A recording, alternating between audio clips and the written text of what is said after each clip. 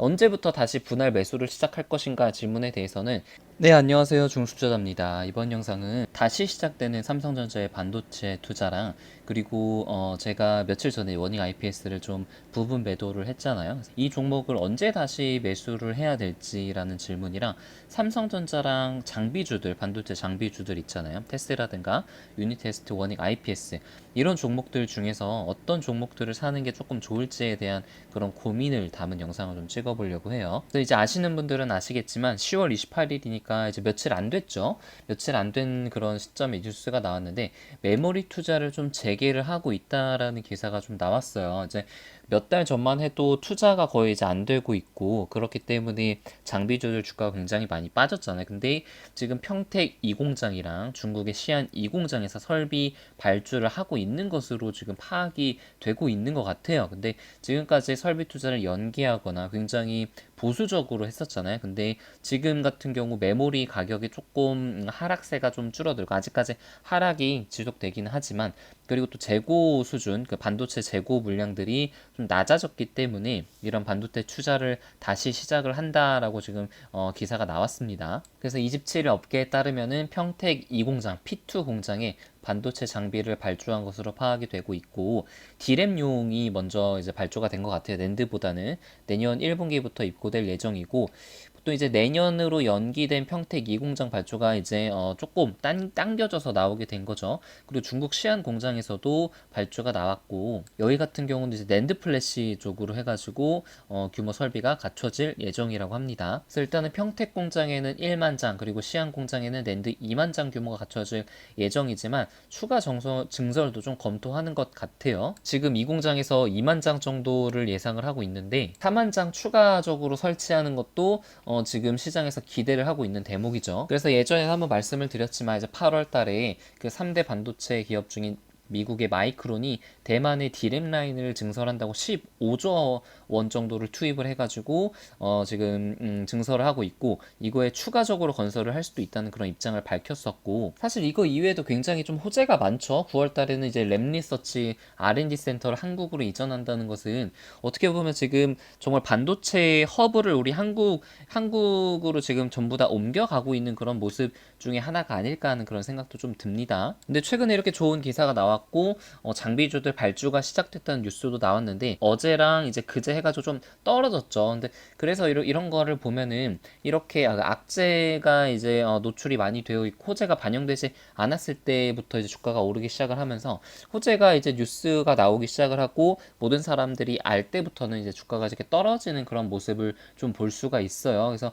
기대감이 좀 미리 반영이 됐기 때문에 지금 선 반영 때문에 주가가 조금 하락을 하고 있는 것 같은데 전체적인 시각으로 봐서는 지금 반도체 장비 쪽부터 해가지고 전반적인 그 반도체 시황이 지금 턴 어라운드를 계속 하려고 하는 그런 모습인 것을 알 수가 있습니다. 여러 가지 좋은 레포트들이 많이 쏟아지고 있지만 지금 11월 1일, 그러니까 어제자 기준으로 해가지고 아직 디램 가격과 낸드 가격이 뚜렷하게 반등은 하지는 않았어요. 디램 가격이 지금 하루 전날 대비해서도 조금 떨어졌고 낸드도 좀 떨어졌고 한 달 대비해서도 가격이 좀 많이 떨어졌죠. 그래서 보시게 되면은 이게 스팟 가격이 있고 이제 컨트랙트 가격이 있는데 그러니까 쉽게 얘기를 해가지고 그 컨트랙트 가격은 이제 고정 가격이어서 한 가격을 딱 정해지면은 몇 개월 동안 한 두 달, 세 달 정도는 그 가격으로만 거래를 해야 되고 스팟 가격은 이제 그때그때 우리 그 직거래 하듯이 이제 변하는 그런 가격인데 지금 컨트랙트 가격이 여기서 더 추가적으로 하락은 하지 않고 있죠.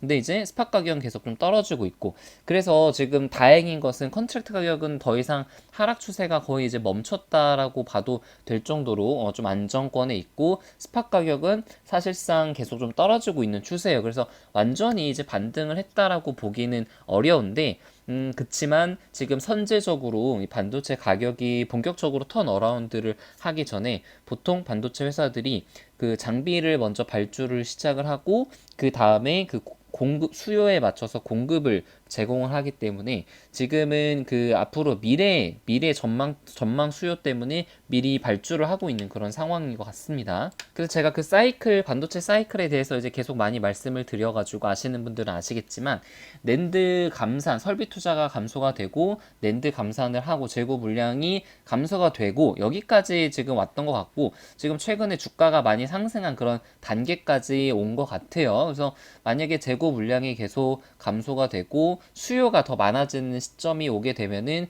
본격적인 D램 가격이 상승을 하면서, 그때는 이제 삼성전자, SK 하이닉스를 필두로 해가지고 주가가 굉장히 탄력적으로 움직일 수가 있겠죠. 5G도 LTE 때를 비교해서 5G 사이클을 조금 예측을 한 것처럼 반도체 최근에 두 번의 큰 사이클이 있었던 것 같아요. 2013년에 한 번의 큰 사이클이 있었고, 그리고 이제 최근 2017년, 2018년에 굉장히 빅 사이클이 한 번 있었는데, 이때 이제 상승이 얼마나 했는지, 그리고 기간은 어느 정도였는지를 잠깐 보면은, 기간은 정확하게 한 2013년, 2012년 말 정도부터 SK 하이닉스가 주가가 오르기 시작을 하면서 이제 고점을 2014년도에 좀 치고, 그리고 2015년까지 이 쌍봉을 이룬 다음에 하락을 하게 되었습니다. 그래서 상승 기간 한 1년 반 정도가 되었고, 사이클의 상승 기간이. 그리고 그 상승하는 중간중간에 하락하는 조정 기간이 나왔단 말이에요. 보시게 되면은 조정 기간이 나왔고, 여기서도 조정 기간이 좀 나왔죠. 그래서 여기서는 한 30% 조정이 좀 나왔던 것 같고, 여기 2차 조정은 한 10%? 그렇게 많이 조정받진 않은 것 같아요. 이 상승폭 대비해서. 그 당시 2013년도에 이렇게 반도체의 수요를 이끌었던 것이 뭔지 생각을 해보면은, 당연히 이때는 그 핸드폰이 굉장히 많이 보급이 되던 시기였잖아요. 그래서 모바일 쪽으로 해가지고 수요가 많이 창출되는 그런 시기였던 것 같고, 사실 지금 같은 경우는 뭐 모바일뿐만이 아니라 그 데이터 센터 쪽에도 많이 발생을 하기 때문에 이때의 사이클은 지금 사이클에 비해서는 조금 짧죠. 그리고 이제 SK하이닉스 기준으로 상승폭도 150% 정도 되니까 뭐 많이 올랐다면 많이 오를 수도 있겠지만, 그렇게 반도체 장비주들에 비해서 많이 오른 것 같지는 않아요. 자, 그 다음에 이제 다음 사이클이 어떻게 되냐면은 2016년 4월부터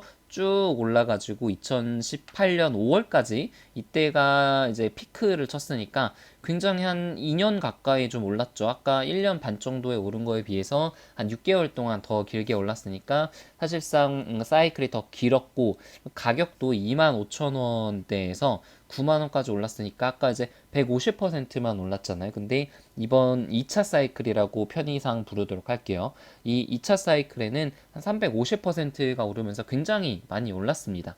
그리고 보시게 되면은 조정이 거의 없었던 것 같아요. 여기서 뭐 기간 조정 잠깐 있었고, 여기서 가격 조정이 한 10% 정도 있었나요? 그래서 굉장히 작게 있었고, 여기서도 한 10%에서 20% 조정이 있었는데, 이렇게 빅 사이클 때는 조정이 거의 없이 증가를 했고, 특히 이때는 이제 모바일뿐만 아니라 데이터 센터에서도 엄청나게 수요가 많이 발생을 했기 때문에 이제 슈퍼 사이클이라고 불렀던 거죠. 그래서 D램 가격이 굉장히 비이성적으로 많이 올랐었던 그런 기억이 있고, 사실 이때처럼 D램 가격이 많이 오를지에 대해서는 조금 의문이 드는 것은 사실이에요. D램이 이때처럼 많이 공급 수요가 많이 필요할까에 대해서는 확인이 필요하지만, 전망으로 봐도 PC 쪽은 D램이 이제 거의 비슷비슷하죠. 크게 증가하는 것이 없는데, 모바일은 아무래도 이제 5G의 영향 때문에 D램이 많이 소요가 될 것이고, 그리고 이제 서버 쪽으로도 앞으로 그 서버 증설을 계속 많이 할 거 아니에요. 투자를 많이 할 것이기 때문에 서버 쪽의 D램 소요량도 굉장히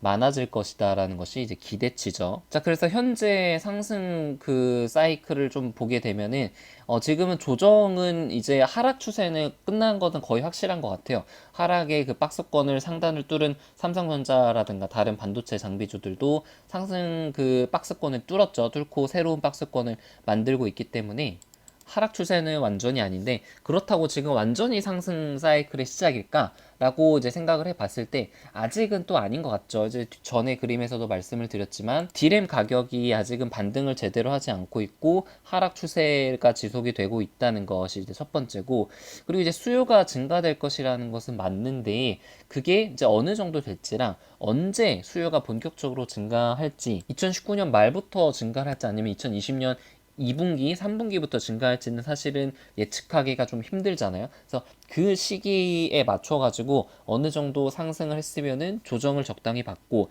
그리고 그 뒤엔 또 상승을 하고, 그런 어떤 상승과 하락을 반복하는 기간이 제 생각에는 한 달에서 한 2달 정도는 조금 더 있을 거라고 생각을 합니다. 제 개인적인 생각으로는. 자, 그래서 이제 마무리를 좀 지을 건데, 첫 번째 음은 언제 다시 매수를 할 것인가. 원익 IPS를 이때 매도를 했는데 언제부터 다시 분할 매수를 시작할 것인가 질문에 대해서는, 일단은 이게 가격이 이 박스권 하단까지 오면은 적극적으로 매수를 해야 될 시기라고 생각을 하는데, 여기까지 안 올 가능성도 있단 말이에요. 그래서 만약에 여기까지 안 오면은 또 그것도 하나의 리스크라고 생각을 하기 때문에, 한 21선을 닫고 21선에서 반등과 하락을 했을 때, 그리고 그래서 이제 여기 새로운 박스권에서 쌍바닥이 좀 이루어지게 되면 그때부터는 이제 분할 매수를 시도해도 되지 않을까 하는 그런 생각이고요. 그러니까 기간으로 따지면 한 달에서 한 2달 정도를 좀 보는 거죠. 지금 당장 이제 상승을 할 것이라고 보는 것보다는. 자, 그리고 두 번째 질문이 삼성전자나 SK하이닉스 같이 반도체를 직접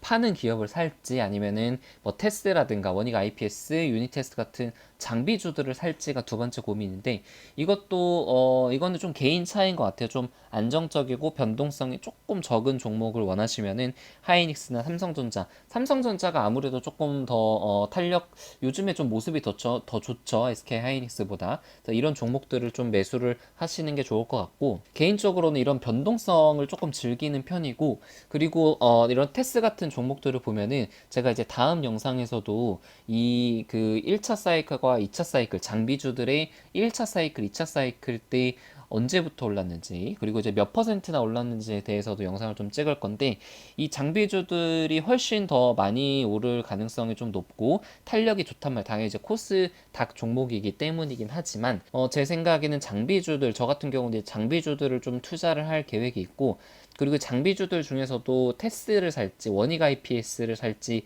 또 고민이 많은데, 여러분들의 생각도 좀 궁금해요. 정말 고민이 되거든요. 테스 같은 경우는 이제 낸드 쪽을 주로 만드는 회사이고, 이게 그 상승을 하게 된다면은 그 고점 대비해서 굉장히 많이 떨어졌단 말이에요. 그리고 거래량도 어마어마하게 이때 터졌죠.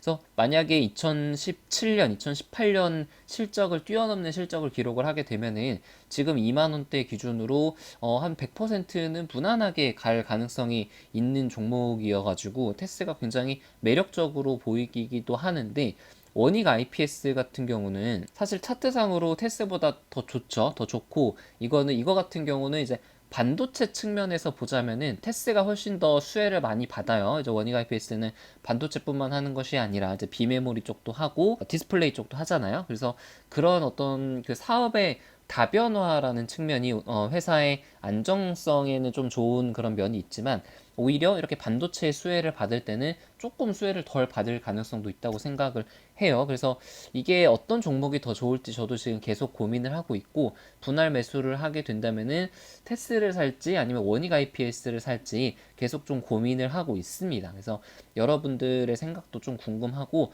좀 고민을 하고, 이제 다음 주 중으로는 어떤 한 종목을 이제 결정을 해야겠죠. 이번 영상은 그 반도체 1차, 2차 사이클에 대해서 좀 말씀을 드렸고, 저의 개인적인 의견에 대해서 말씀을 드렸고요.